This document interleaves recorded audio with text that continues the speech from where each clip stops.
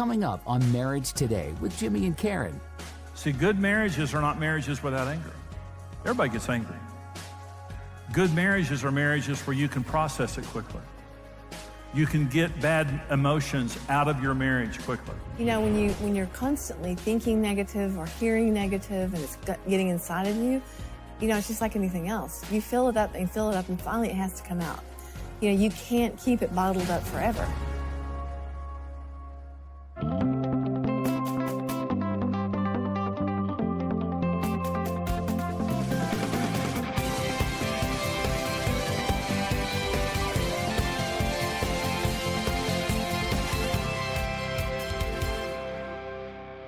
This is called the habits of emotionally healthy marriage because habits, disciplines, and traditions are everything in marriage. Your habits will predict your future. What you do on a regular basis is the most important thing in your marriage. It's not what you do every now and then. It's what you do regularly that's going to predict your future. And so the word habit, the definition of the word habit, is an acquired behavior pattern regularly followed until it has become almost involuntary. And when it says acquired there, it means at some point you begin. At some point you may not have had this habit forever. And by the way, research proves that it takes about 60 days, about 2 months from the time you begin to do something new until the wiring in your brain changes until it becomes a habit, an acquired behavior.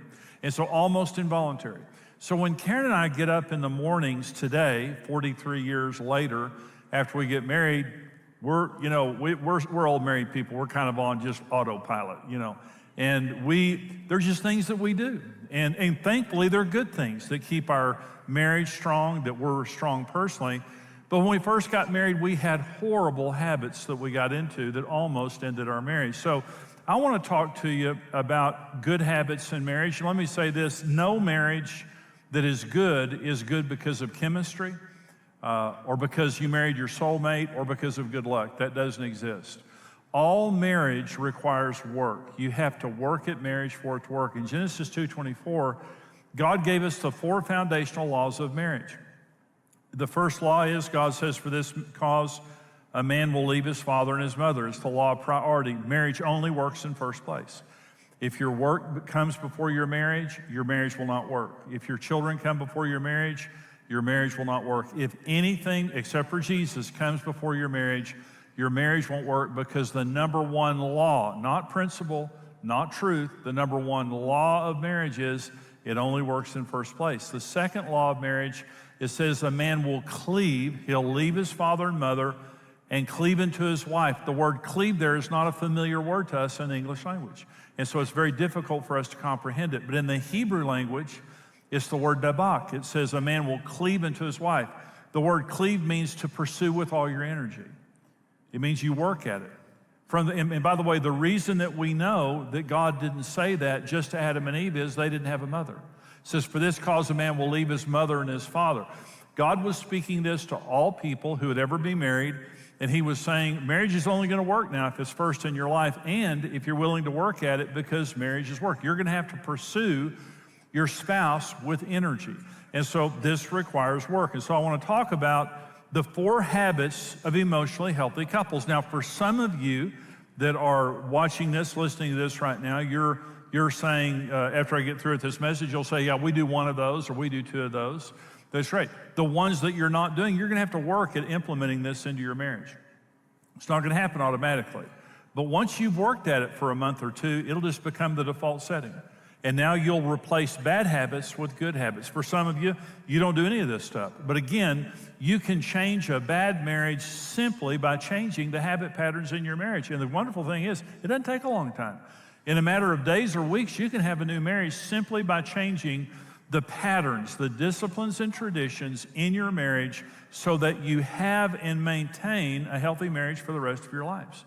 So let me talk about the 4 habits of emotionally healthy couples. Number 1 is praying together and trusting God. Now, this is one that came very difficult for us as a couple.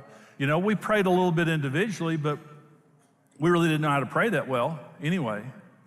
But it was several years into our marriage before we prayed our first prayer together. In fact, I think it was about 4 years into our marriage before we prayed our first prayer together. It changed everything. And today we don't worry. We do not, one of the ethics in our home is we do not let anxiety into our home about anything. When there is the first hint of worry, anxiety, we hold hands and we pray.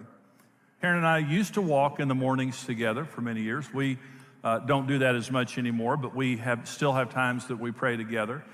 We like to sit on the back porch at night and talk, and if there's anything in our family going on, that's the time that we, pray together and in the car or just around the house or whatever.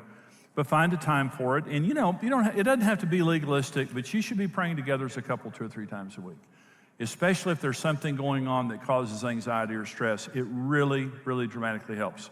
Number 1, praying together and trusting God. It should be a habit in your marriage. Number 2, resolving negative feelings daily. Ephesians 4, it says, be angry. The Apostle Paul's telling us how to deal with anger. Be angry, don't sin. Don't let the sun go down on your wrath, nor give place to the devil. So I talked about that last time. Be angry. It's okay to be angry. There's nothing wrong with anger. God gets angry. So yesterday's anger is a problem. Today's anger is not a problem. Don't sin. Don't be unchristian. Don't be mean-spirited. A lot of times, Christian people, especially in marriage, do really immature, non-Christian things justifying it. Don't do that. Go ahead and have anger in your marriage. That's a healthy thing when it's present. Don't sin. Don't let the sun go down in your anger. This is a habit. Don't ever let the sun go down in your anger. You make a habit in your marriage, we're not going to go to bed angry. Let me say about this, and that is, the later it gets, the more humble you'll become. If you make just a discipline that says we're not going to go to bed angry, Karen and I both go to bed early, and so the later it gets, the more humble I become. About 10 o'clock, 11 o'clock at night, it's all my fault. 6 or 7 at night, I still have a lot of fight in me, but later it comes. So I just say, I'm sorry, let's go to bed. So we're not going to go to bed angry. You'll give the devil a foothold. If you go to bed on anger, diabolos, the slanderer, will interpret your spouse's behavior. And after 3 years of marriage, every belief I had about Karen Evans came from the devil. I was completely convinced that Karen was all of the problem and she was the wrong person for me, and that I had made a mistake. That's what happens when you go to bed on anger. I was under the influence of diabolos. Okay. So let me say 2 things. If you're going to have anger in your marriage and be able to process it, see, good marriages are not marriages without anger. Everybody gets angry. Okay. Good marriages are marriages where you can process it quickly. You can get bad emotions out of your marriage quickly. Okay. So how do you do that? Number 1, you give your spouse the right to complain. In a good department store that you go to, they have a good customer relations counter. And they don't shame you when you bring something back because they're trying to please you. They're trying to be a good store. That's a good spouse. A good husband, a good wife says to their spouse, I want to do the best I can. I know I'm not being a good husband till you tell me I am. I know I'm not being a good wife till you tell me I am. I'm trying to please you. I'm not trying to please me. So I'm not going to be defensive. And so if there's ever anything that I'm doing that's bothering you, I won't shame you. I won't yell at you, and I won't make you pay a price. Now, I may not agree with you. We may have to talk through it.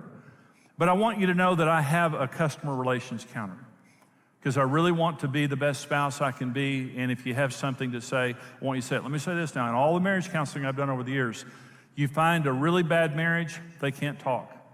And if someone complains, they go ballistic. You have to be able to get things out if you're going to have a functional, healthy marriage. The second thing is this. So I have a customer relations counter where I want you to complain. But there's a big difference between complaining and criticizing. Complaining and criticizing are opposite. Listen, you can't criticize in marriage. Criticizing is pointing your finger and making accusations. And you come at your spouse says, well, I want you to complain. If you need to complain, you say, well, you did this and you did this and you can't do that. Immediately people get on the defensive when you begin to come at them and criticize. Complaining is not about you. Complaining is about me. So let's say Karen said something that hurt my feelings. And I come to Karen and I say, Karen, I need to say something to you, and I love you. And, we're on the same team. We're going to get through this. But you said something to me that bothered me. I have no idea what you meant by it. You probably didn't mean anything by it. But can I tell you how it made me feel? That's what complaining is. I'm just telling you how I feel. So I'm not making any accusations at you. I'm not attacking you. I'm not impugning your character. I'm simply saying, and I may feel this way because I'm immature. I may feel this way because I'm misunderstood. I may feel this way because I'm just sensitive because of something that happened before. But I just want to be honest so I can get this out in the open and we can get this done. Okay, criticizing, Karen says something to me that hurts my feelings. Here's what criticizing is. You know, Karen, you said that and it hurt my feelings, and I know exactly what you meant by it because you're evil like your mother. And you were trying to pay me back. I know exactly what you did. So the judge and jury have met. You're guilty, but if you'll confess, we'll go light on you. See, everybody hates that. Everybody hates that. So in a good marriage, we can process anger because we're not going to go to bed on it, give the devil an opportunity, but we have an open customer relations counter where you can come and complain, and we're going to deal honestly and righteously with each other. Anger comes and goes, and the love stays. Number 3, habit of emotionally healthy couples is having fun together and being best friends. It's how you fell in love. You know, you fall in love having fun together. You fall out of love because you stop having fun together. And by the way, this is one of the most important needs of men. When the top 4 needs of men, period, being friends with their wives is a major, major need of men. We want to be buddies with our wives. We don't want to be mothered by our wives. We had a mother. We don't want another one. We want a wife. And we want our wife to be our buddy. There's a preacher in Houston that tells the story of a couple whose marriage had become very bad, and they were really dealing with a lot of problems. And so the husband was going hunting, and the wife did not hunt.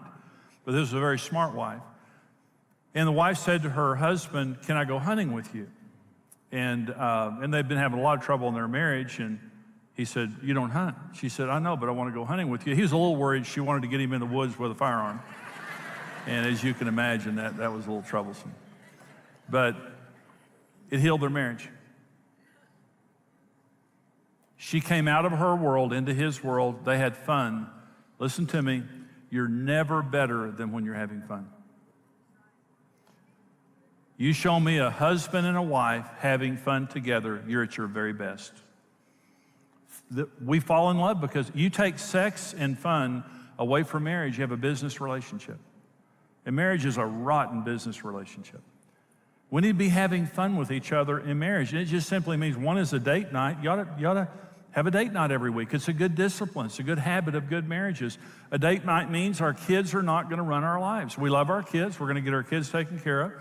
But we're not going to let work and kids and everything suck out the romance and fun from our marriage. We're going to find something fun to do. We're going to go to a lot of trouble, and we're going to go do it regularly so that we do not lose the skills of pursuing each other and romance in our relationship. And if we have lost them, they'll come back. The other thing is just having time alone together. Karen and I, when our kids were younger, we were broke. We didn't have any money. I mean, we were broke. But we made a discipline of going somewhere every 6 or 7 or 8 weeks together for a night or two. We would get my family or somebody to take care of our kids.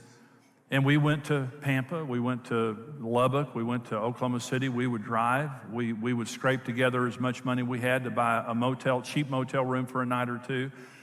And we would take our food with us because we couldn't afford to eat out. And we would just go in many times into a motel room, shut the door, and stay there for 2 days. And we came out, and I'm telling you, we were refueled for another 6 to 8 weeks. Karen and I have fun together. And so having fun together and protecting that is important. Number 4, this is the last one. Number 4 habit is building close relationships individually and as a couple with other believers. This is 1 Corinthians 15:33. Do not be deceived. Evil company corrupts good habits. Your friends are your future. Remember here it says evil company corrupts good habits. If you raise children with good morals and put around bad kids, those bad kids will corrupt your kids. If you have good beliefs and you put yourself, your close friends or unbelievers, people who don't value God, they don't value their marriage, you're going to end up like your friends. And it says, if you don't believe that, you're deceived.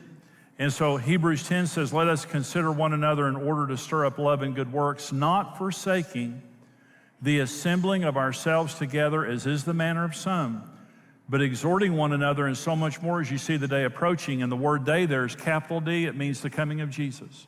It means as the coming of Jesus draws near, the world is going to be so evil, we need to get together with other believers more than ever before. And I'm saying to you, this is the most evil time in the history of the world. If there's ever been a time when we need to pursue and build relationships with other believers, it is right now. On Friday afternoon, 2 days ago, Karen and I had lunch with Tom and Jan Lane. Tom was a pastor here for many years. We came on staff together. Tom walked up to me one day in church and said, "Would you and Karen go out to eat pizza with Jan and me?" We didn't know anybody in the church. I mean, they were the first couple that we knew. And we went to eat pizza with them after church, and we got to know them. Let me say this now, I was struggling. There were things in my life as a Christian that I was struggling with at that time. I was 25 years old. And we came to Trinity. I felt like the most unspiritual person in this church. And Tom...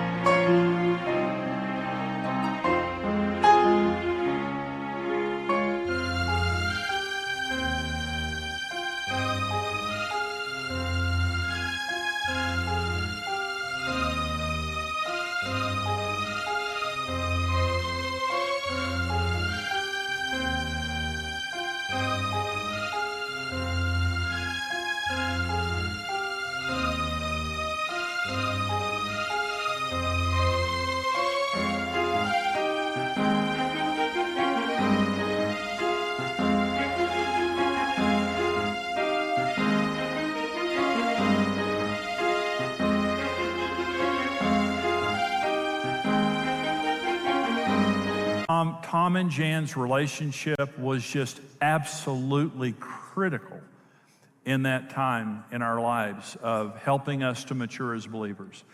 And I thank God that we met them and became close to them rather than someone with a compromised faith and a compromised marriage. And I'm saying to you, your friends are your future, and you can love everybody, whether they're wherever they are in their walk with Christ. But your closest relationships need to be with strong believers.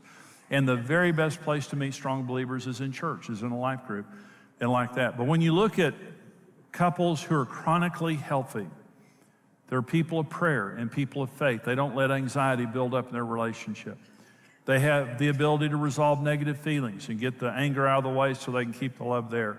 They're friends. They enjoy being with each other, and they value their relationship and prioritize their time together and don't let anything get in the way of it. And they have other believers around them who are a support group to them and help them do the right thing. Well, what you saw there on today's program, that teaching, I hope you enjoyed it. I hope that you got some help from that.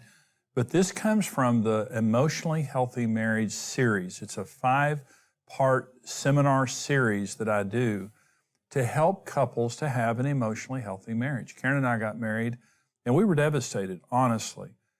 Just emotionally, we were both unhealthy, and it affects your marriage in a dramatic way. And your marriage really is never going to be better than your level of emotional health. So this entire series helps you to heal. It helps you to grow. It helps you to understand some things about the way God made you so that you can deal with issues and go on and grow as an individual. But every time you grow as an individual, you're growing as a spouse, and you're growing in your ability to be married in a healthy way. And so maybe you've been through a marriage. Maybe you're going through a rough patch in your marriage right now.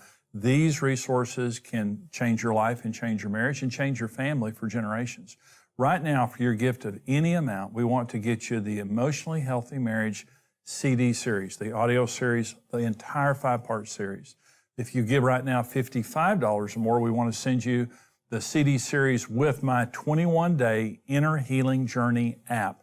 This is so powerful. Thousands of people have done it, and it goes even on a deeper level to help you to heal. And I would encourage you to do it as a couple. I think it would be a fantastic thing to go through as a couple, but you can also go through it individually. And for your gift of $110 or more right now, we want to ask you to be as generous as you can to help us here at Marriage Today, to save marriages, to keep little kids' parents together, and to keep families together. But if you give $110 or more right now, we will send you the Emotionally Healthy Marriage DVD series, the entire 5-part series, along with the 21-day Inner Healing Journey app. Tremendous amount of ministry, tremendous amount of information there, and we want to put these into your hands, and here's more details about how you can get these. Regardless of how unhealthy or broken your marriage may seem today, you can have an emotionally healthy marriage. Support Marriage Today with your best online gift of any amount, and we'll send you Jimmy Evans' 5-part teaching, Emotionally Healthy Marriage.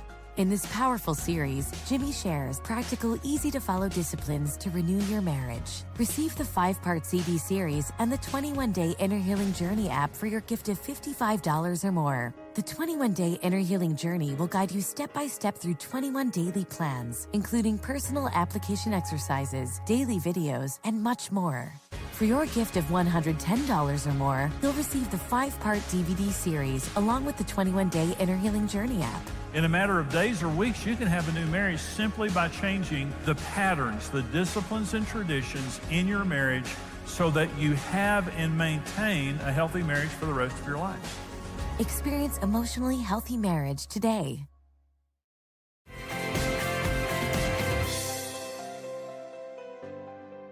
Well, this program today, we're talking about the habits of emotionally healthy couples. Now, this entire series that we're offering today on the program is called Emotionally Healthy Marriage. And you can have an emotionally healthy marriage. But we talk about 5 major areas in marriage in the overall series. But we're talking specifically today, Karen, about the habits of emotionally healthy couples. And so one of the habits, there's 4 that we talk about, but we kind of want to talk specifically about one, and that is resolving negative emotions daily. Okay, this is anger. Okay, well, early in our marriage, you had anger issues. Okay, you kind of came into the marriage with anger issues. And I had many of my own problems. Okay, in the marriage, I was dominant and all this stuff. But talk about anger for just a minute, and how things changed in our marriage, and how you learned to deal with anger and the way you deal with it today. Well, I think growing up, I was never given a voice, so when issues would come up and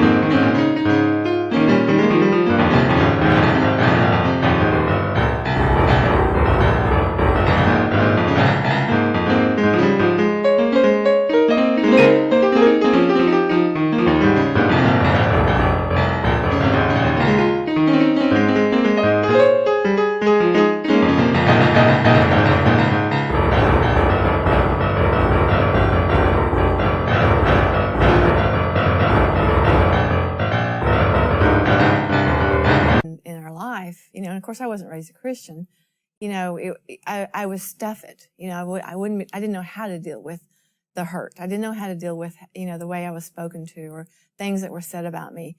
And then I began those self-talks of self-hate and all the negative thinking. And so, when you're constantly thinking negative or hearing negative and it's getting inside of you, it's just like anything else. You fill it up and fill it up, and finally it has to come out. You can't keep it bottled up forever. And so, like in our marriage, I would feel, like you were misunderstanding me, or you weren't contributing enough in the marriage. And I would just sit there and seethe and get so frustrated.